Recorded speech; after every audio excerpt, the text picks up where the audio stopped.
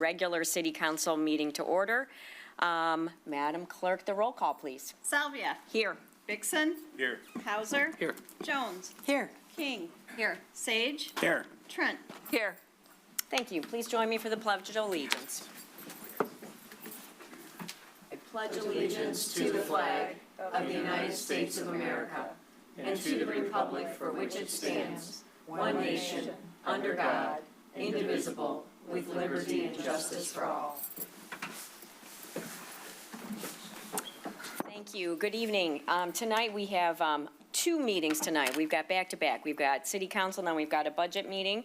So we'll start right off here with public comment.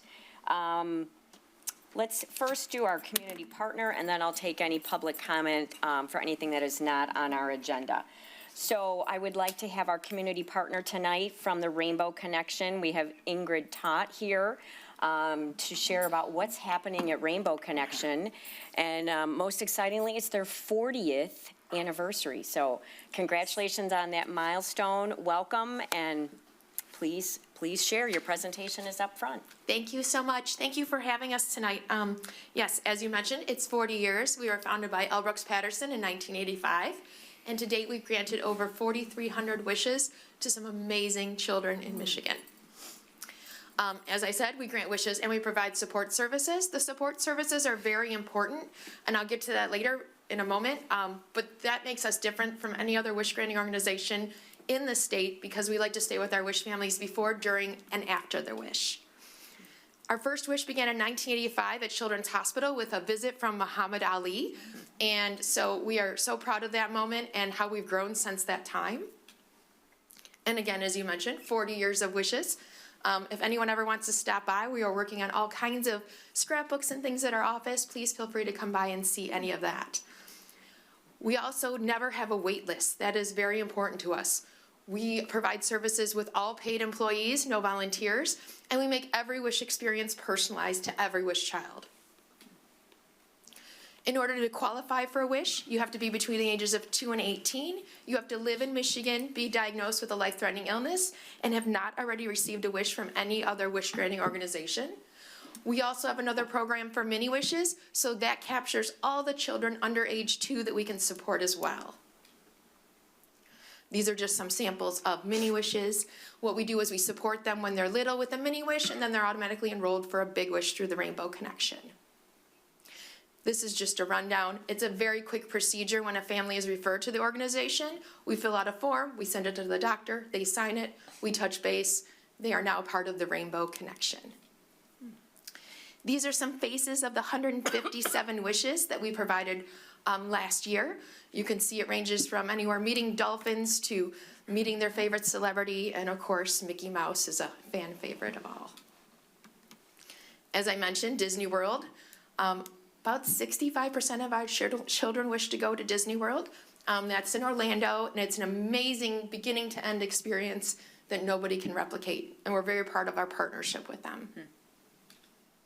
This is just a little breakdown of where our wishes come from and what hospitals the referrals come from. As you can see, we're all over the place, and we're just so excited. Our numbers continue to grow, and the percentages continue to as well. Last year we had a young lady, she wanted to go to Manchester City soccer and meet all of her favorite celebrities. It was a labor of love, but it happened quickly in Ohio, so we were very excited for her.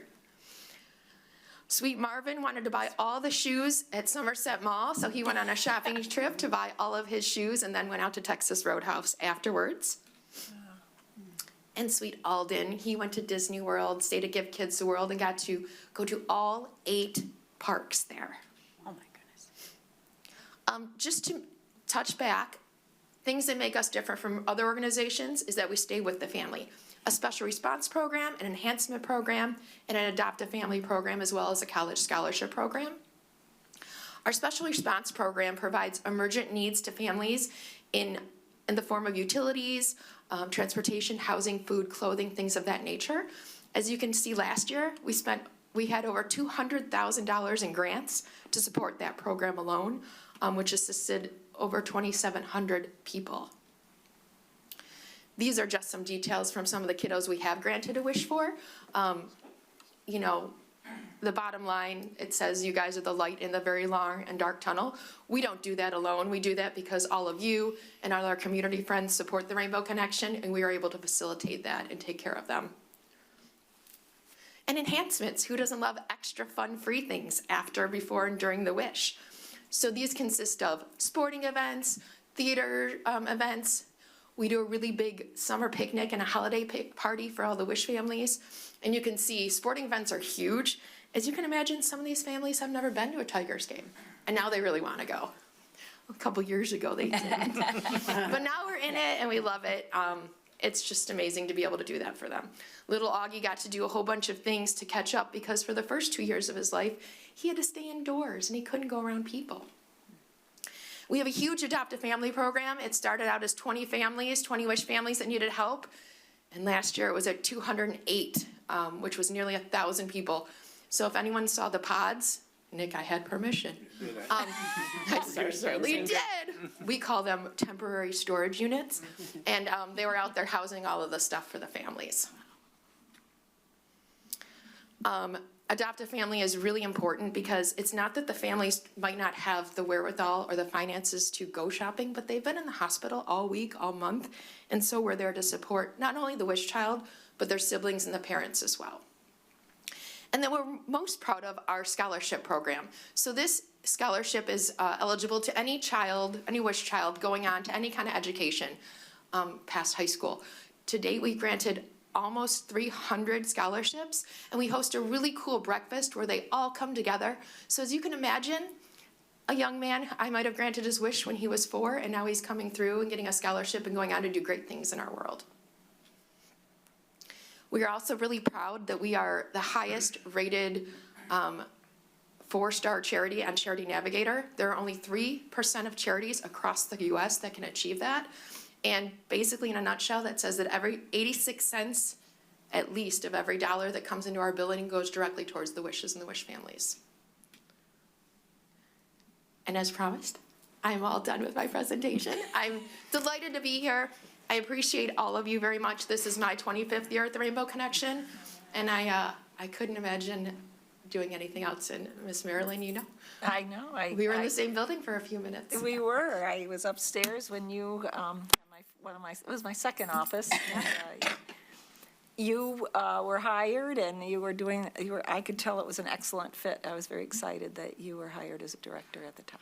Yeah, so at 21 years, I was the Wish director, and then eventually I became executive director. So I love every moment of it. And again, it's not without our community. So we love being here in Rochester, and please feel free to stop by anytime.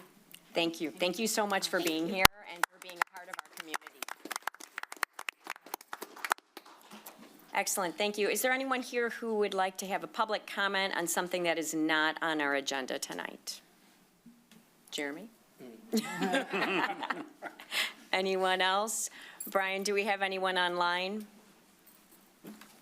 Thank you, Mayor. There are no callers online. Okay, all right. We will move along to our consent agenda. We got quite a few items on our consent agenda. The events are coming. So we have minutes from our budget workshop of January 25th, our regular meeting of January 27th. We also have consideration for approval to hold the Making Strides Against Breast Cancer Walk. That's on October 18th. Consideration to approve the Woodhouse 5K for New Day event. That's on July 26th. Consideration to approve O'Connor's St. Patrick's Day event. Yes, March is coming. That is on March 17th. As well as consideration to approve Friends of Foster Kids charity event held March 15th. Consideration to approve the Roman James Foundation Fun Run. That is on August 2nd. And consideration to approve the Heritage Car Show on May 24th. And last but not least, item H is our check register. So, council, do we have a motion? Counselor Jones? I want to make a motion to approve all the items on the consent agenda. Motion by Jones, No. support by Trent. Any discussion? Counselor Trent? Yeah, I would just like to say, I think that we're going to be putting all of these events that we approve on the city calendar. calendar on the website. That was my understanding. Excellent. Can we confirm that, City Manager?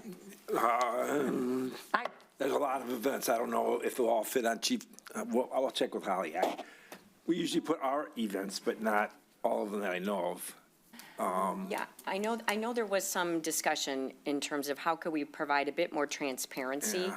on the events, because, we approve them here. We all know where they are because we go back and we look at our packet and see that the great sheet is out there.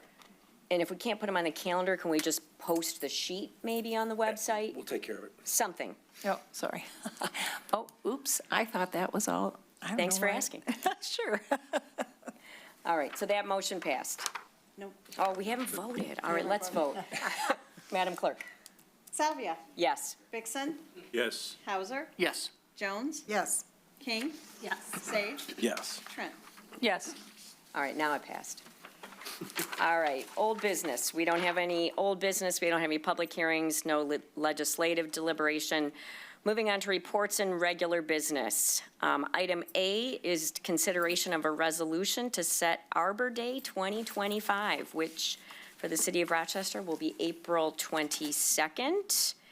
So city manager and resident arborist, would you like to comment on this? No, never call me an arborist, a forester. Forester. Arborists are, they're Okay. okay, but no, I'm just kidding.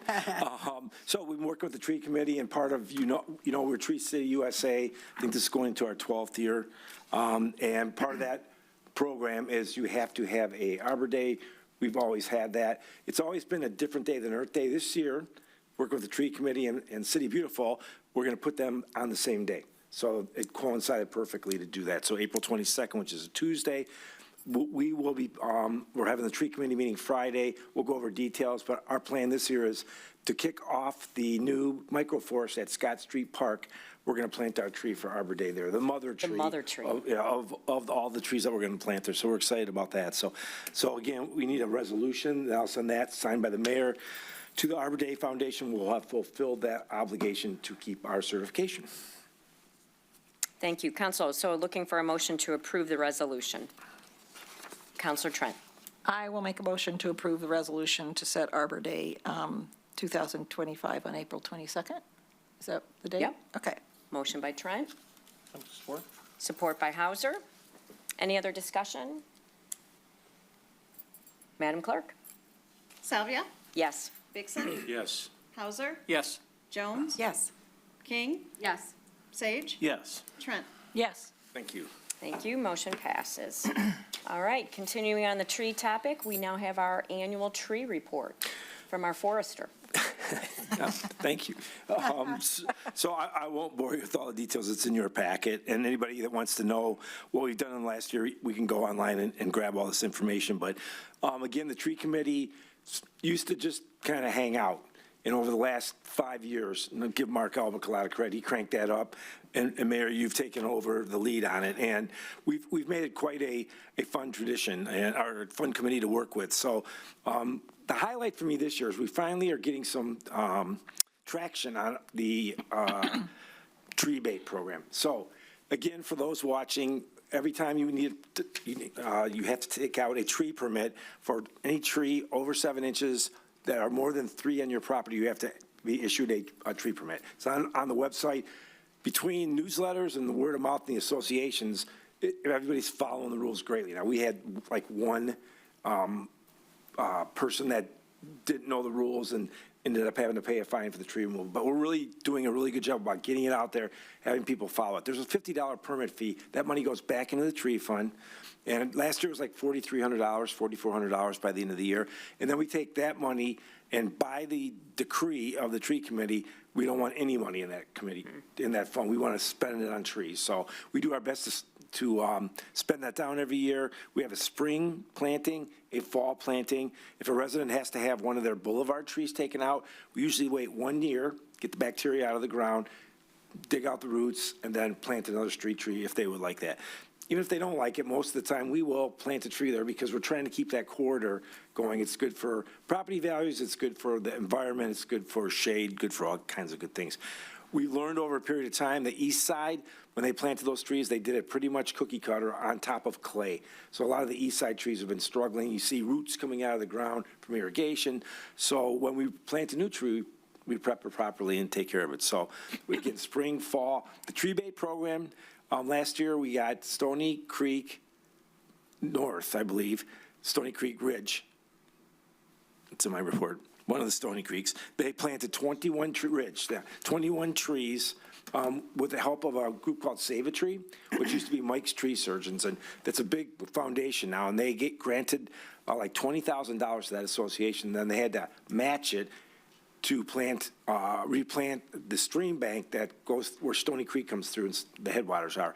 So Rich Kenjuk, who's on our planning commission, loves trees. He got this whole group together, and the caveat was you had to plant the trees. So they gave them like 48 trees total. We purchased 21 with them.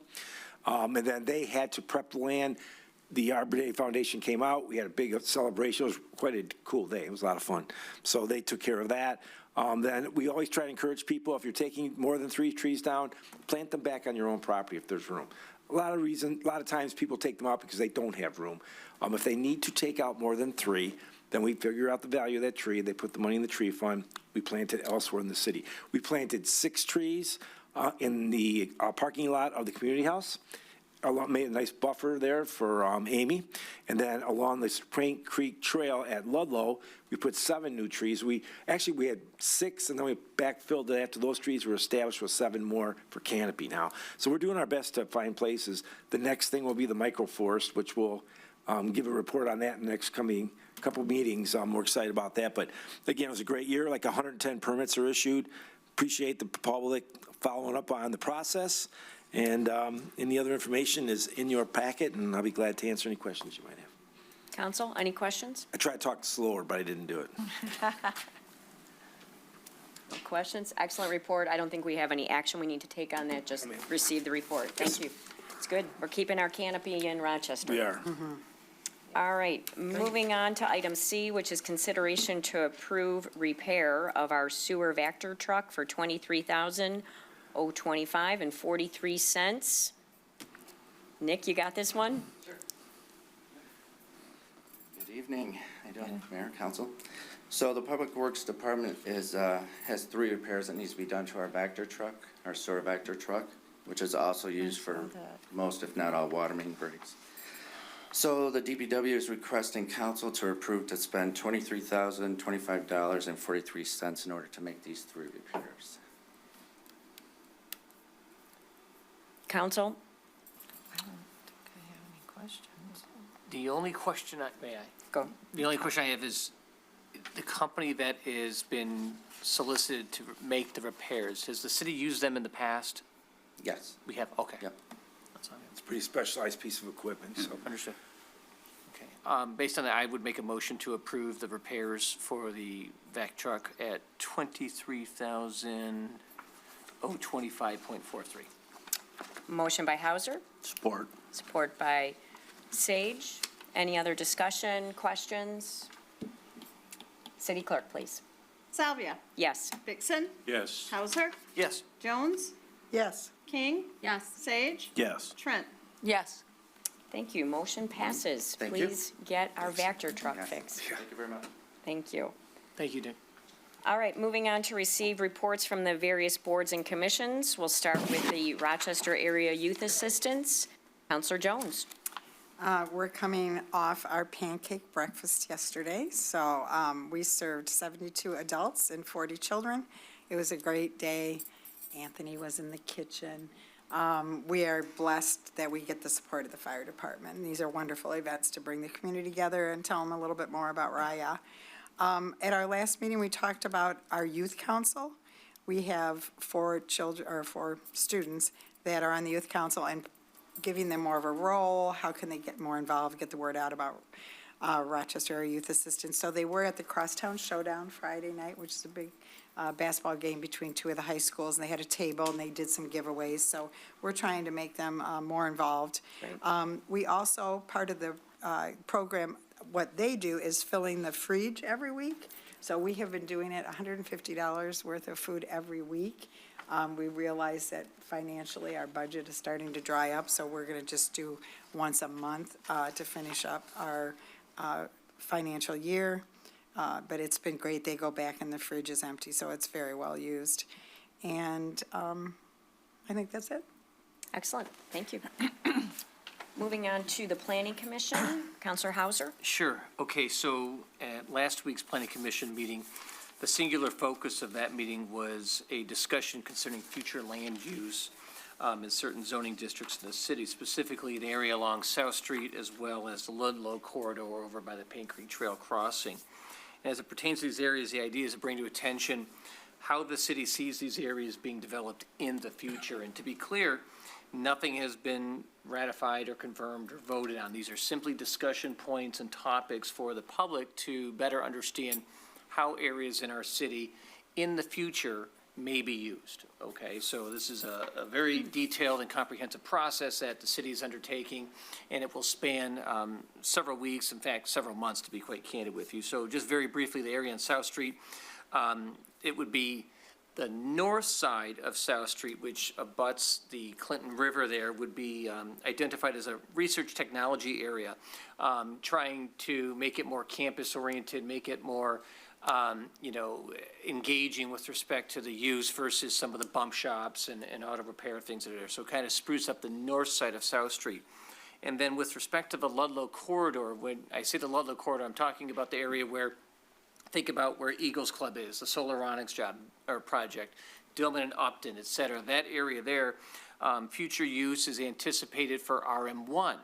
And I know there's been some conversations both at the Planning Commission meetings and City Council about the distinction between future use of RM1 and RM2.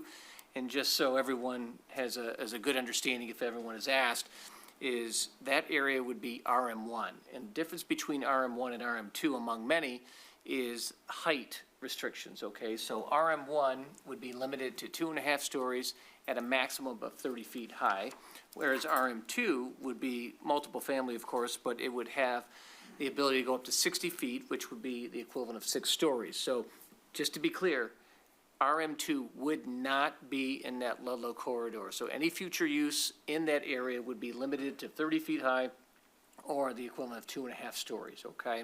RM2, those larger, 60-story buildings are reserved for 60 feet, I'm sorry, yeah, not 60 stories, yes. We're going to build a massive skyscraper. No, to be very clear, that is not happening. No, it would be 60 feet or 6 stories.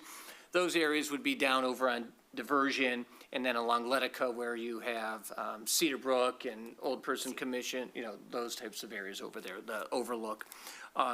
So that is what's being discussed right now. For people in the public who want to know more about it, reach out to the planning commissioners, reach out to the city administration, check the website, and you'll see a calendar of events that every meeting there will be another discussion on a future use or the zoning districts. And then we will vote, we will have public comment, we will have all the discussions where members of the public will be able to come in and give their views and thoughts on any future use of the zoning districts. But the process will be to continue to do this through March, April, May, and June, then hopefully have it all finished up by midsummer. And that was really the singular focus of that meeting last week.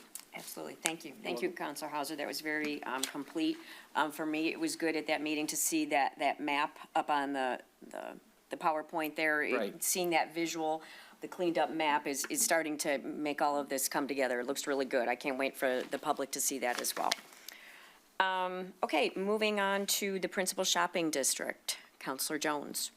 Okay, we met on February 5th. We proposed the event calendar, and I'm going to just kind of pass these on down. This is a proposal.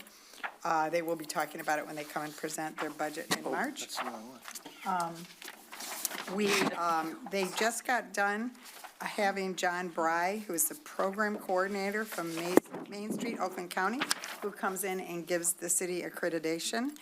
So he walks around the city, they meet, and she's waiting to hear back. I'm sure we will. There's 28 cities that are involved in that Main Street, Oakland County program. They are having their 25th anniversary at the Roxy on June 12th for that organization. They also have, are doing a study, and they have asked Christie to be part of the steering committee on Oakland County becoming a tourism area. And jump in, Nick, if I'm saying this wrong. So it's a tourism study to, and then the county would get funding and do advertisements for tourism for our area. Right now, all the funding goes into Detroit for tourism, so they're researching that. So that'll be interesting. Then they would create a tourism bureau, and there'd be taxing done. For what's coming up, Foodie February is now, so if you eat in any restaurants downtown, please save your receipts and turn them in. There are 3 cash prizes, or not cash prizes, gift certificates for restaurants downtown. Deck Art already began on February 1. They're selling boards. They've sold a lot of boards already. The event is on May 15th and 16th. And I'm not going to go farther into events because we'll have more meetings before those events happen. So anything I missed, Nick? Nope. Okay. They did talk a little bit about budget also. Our March meeting, we will get the official budget, and then they will come and present here in April. That's it. Great, thank you. Yes? Quick question. Just curious, do you know, is there any anticipated impact to the farmer's market this year? Oh, with there the work is, that's yeah, there gonna is be a little done? bit I need to say about the farmer's market. You jump in. So because of the construction, and Nick will correct anything I say wrong here, they were gonna have like half a season there, and then they were gonna have to move. Because they really realized to get the job done, they need that cleared of everything. So they are gonna come in front of us to propose using the top of the parking structure. Take it from here, Nick. Yep. Actually. You'll fill in the George, details. We just processed the request this morning, so they're gonna look to the east parking structure. So when we built that parking structure, it's a different structural set of guidelines than the west deck's upper deck. So it was made for a load. It's got water, electricity, in anticipation of someday we're gonna move the farmer's market there possibly. So they'll come in and just stay right there. Trucks will not go up there though. They're gonna load in front, take carts up, so there won't be trucks up there. The biggest thing might be a van. And then it will help us with the parking because on Saturday mornings, it's not used very much. And below it, this will help fill it up. You can come right upstairs to the farmer's market. So that's what they're planning doing. We'll see that at the next council meeting for a formal request from the PSD. And they also will do movies, the Yep, movies. movies and will go up there too. That will be there also. Just Good a- question. Quick question, can you refresh my recollection? Will the Graham be open this summer? No, No. The next- probably they're shooting that Festival of Trees there, which would be the first week in End of November. November. Okay, gotcha. Thank you very much. Okay, excellent. Next item, Compensation Commission, I believe City Attorney, you're going to give us the update on it? Yes, thank you, Madam Mayor.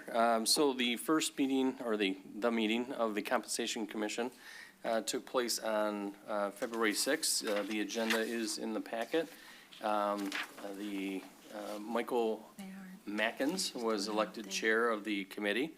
The committee had a very, I would say, robust discussion and made a decision that meeting, and they did not schedule, they felt that they had enough information and comments that they made their decisions then. And so they had, the idea is that they make a recommendation or a decision.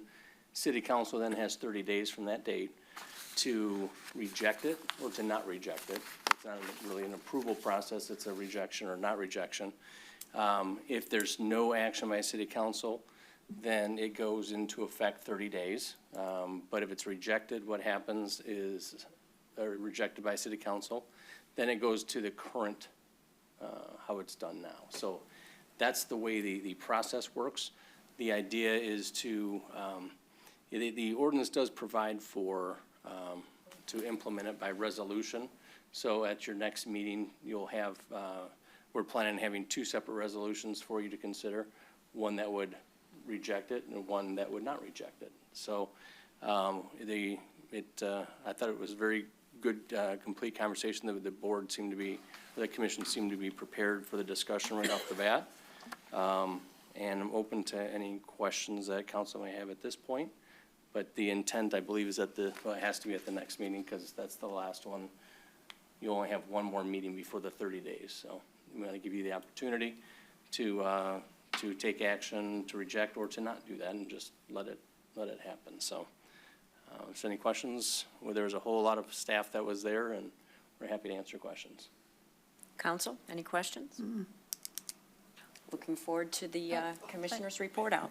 Yes, I just Counselor have a quick Trent. question. So this is what we're rejecting? I mean, don't we have to see something to reject? No, we're At the not next doing it. meeting. We're not The doing next it meeting. tonight. Oh, okay, I misunderstood. You were saying that we had an opportunity. Okay. Yeah, I mean, I'm happy to. No, I don't need to know anymore. I just got recitate confused what as that to was, what, but- we're presented something to Yes. vote. Okay. Yeah, this is The just, the chair of the commission will present out Okay. their findings. Okay. All right. yeah, this is just reporting because a committee happened. Oh, okay. I didn't know it, I wasn't clear on what was going on. Okay, the next report out we have is for the Budget and Finance Committee. Counselor Trent, you have that one? Budget and Finance? Oh, I was Mayor- thinking Mayor Pro too, Tem? I thought that I, Stuart was doing it, yes. Or do we just want to roll that into our second meeting? Right. Yeah. I mean, All right. really, All right. what we did there is going to be done here. Yes, Sorry. all It was right, us. calling an audible on that one. Yeah, Stay that was for my the next bad. meeting, you're going to hear it all. I do have notes, but it was basically about the budget. Well, they're going to come up and Yep. present to Okay, everybody okay. kind of what we got. so. Okay, thank you. All right, very good. All right, any other public comment this evening? Oh, no, not public.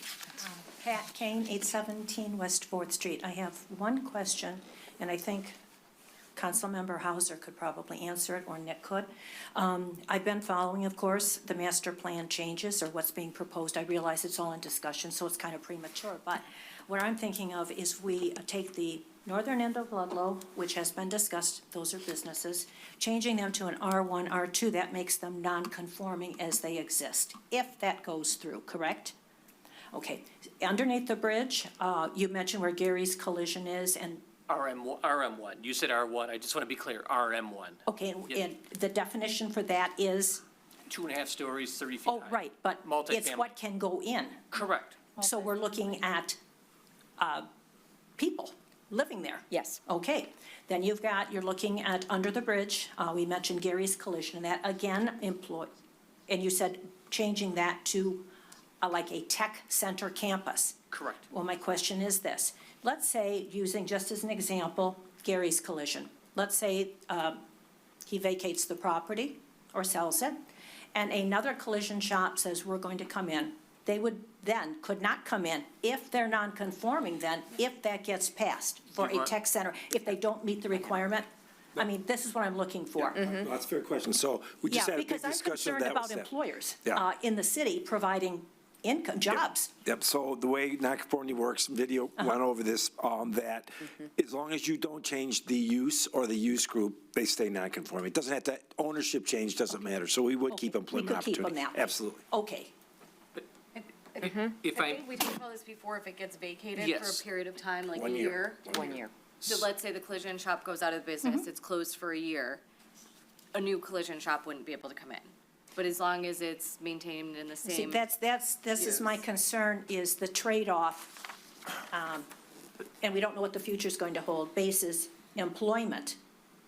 if I may The- say, that's a Go ahead. state law, it's a state law, though. The city council has nothing that we cannot do, anything. It's a state law that says, once you're in a non-conforming use, state law says after 365 days, you become non-conforming and you have to comport with what. I understand that part of it, but what I'm just saying then is that if it goes through and it's all changed to the R1, we lose those employers eventually, most likely. Yeah. So we're not looking then for employers to be local so much as we're looking for a dense housing. That's all I needed, and I know it's still in discussion, and I appreciate that clarification. Thank you. Thank you. Thank you for your public comment. And question was also raised at the Planning Commission, same question, which is, it's important for everyone to have a thorough understanding of nonconformances, how they work, what's the impact.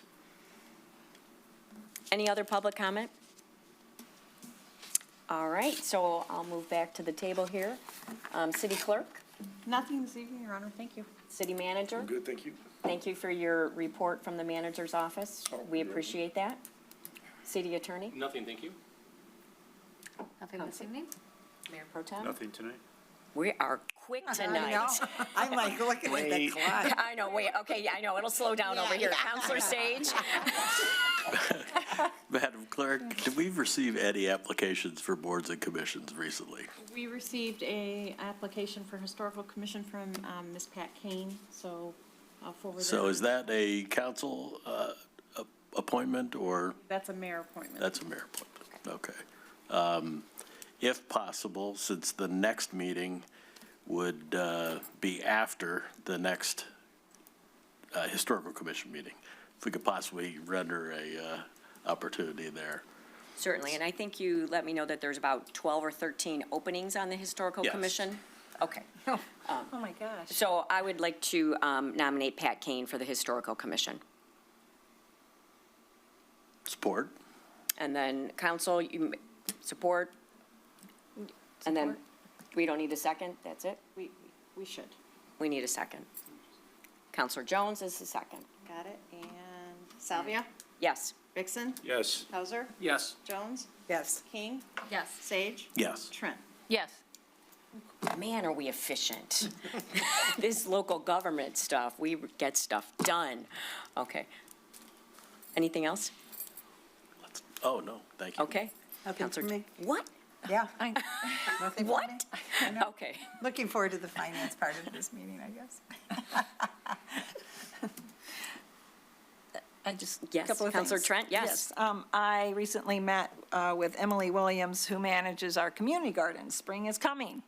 And on Saturday, with a couple of volunteers for Dinosaur Hill, Stephanie Burdo Smith and Margaret Whittick, and we discussed the upcoming community garden, and we are going to put it online for people to sign up on early next week. So that is an announcement. Yes, we are. And there will be more plots available because you can only lease or rent, pay for 3 plots instead of, 9. I don't know, part of the garden. And then I also, there was the Oakland County Parks Director, Chris Ward, and his team of directors came and did a walkthrough at Dinosaur Hill this past Tuesday. And it was well-attended by the Oakland County Parks Department. And they were excited about Dinosaur Hill. One of them, since she was an intern there, now works for Oakland County. And we had a really nice meeting, discussion, and they walked through the building and also a little bit on the land, but it was a little icy. So we are ready to begin talks for the interlocal agreement. And I also want to thank Jason Dickinson and Nick Schaefer for attending as well. And they did a nice presentation, and Jason knew everything about Dinosaur Hill that needed to be known. I could answer any question, so. And a couple, also Margaret Whittick, who's been a volunteer there for forever. She was there as well, so they were all very excited. Amanda Felk was there, then our naturalist that works for Dinosaur Hill, and hopefully she will continue with Oakland County Parks, and she works for them part-time anyway. So it was quite a nice time. Very good. Great things happening at Dino Hill and our community garden. It's good news. Counselor Hauser? No comments, thank you. Thank you. One for me. We have received an application for the Planning Commission. So tonight I would like to nominate David Harden for the Planning Commission. When I was interviewing him, talking with him, I found out I knew him. He's one of my former neighbors. So we will give time for council to reach out to him and talk to him as well. And at our next council meeting, we'll take a vote on him. And Your Honor, those 2 applications for the Planning Commission, including his, was emailed out to council this I morning. saw that, yep. Thank you. Thank you. And then lastly, last comment in the category of fun facts. So starting to think about the Graham and our history. And I had a conversation with Pat McKay, and anytime you talk to Pat McKay, you learn some history. And so what Pat told me is that one of the rich histories of our community is that we have 4 different types of farms in our history. We have the Van Hoosen Dairy Farm, we have the Park Davis Biological Farm, we have the Ferry Morse Seed Farm, the Meadowbrook Horse Farm, I'm on 5. Yeah. And then Great Oaks is stock farm. So 5 different types of farm, or 4 different types, 5 different farms that are well-known in our community. So you're going to be hearing more about those related to the Graham. I know Christy and the DDA team are innovating and brainstorming on things to make the Graham a really cool place. So with that, thank you everyone for being here. Meeting adjourned. Thank you. Okay, what do we do now? Do we take a break?